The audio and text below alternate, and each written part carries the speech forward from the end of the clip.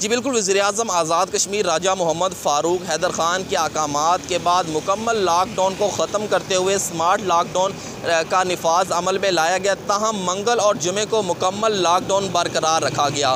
आज जुमातुल मुबारक ज़िला मीरपुर में मुकम्मल लॉकडाउन है। मेडिकल स्टोर्स, किराना स्टोर्स, दूध दही की शॉप्स और सब्ज़ी फ्रूट्स की शॉप्स खुली हैं और इसके अलावा तमाम कारोबार बंद हैं और डबल सवारी पर भी मुकम्मल पाबंदी आयद है। इस दौरान वज़ीर-ए-आज़म आज़ाद कश्मीर राजा मोहम्मद फ़ारूक हैदर ख़ान ने सख्ती से अहकामात जारी किए हैं कि शहरी बगैर मास्क घरों से बाहर ना निकलें और बिला ज़रूरत शहरी भी घरों से बाहर ना निकलें। इसी हवाले से ज़िली इंतज़ामिया इंतहाई एक्टिव दिखाई दे रही है। जो शहरी बिला ज़रूरत घरों से बाहर निकल रहे हैं और मटर गश्त कर रहे हैं और बगैर मास्क के शहरी जो घरों से बाहर निकल रहे हैं उनको हवालात की सैर भी करवाई जा रही है।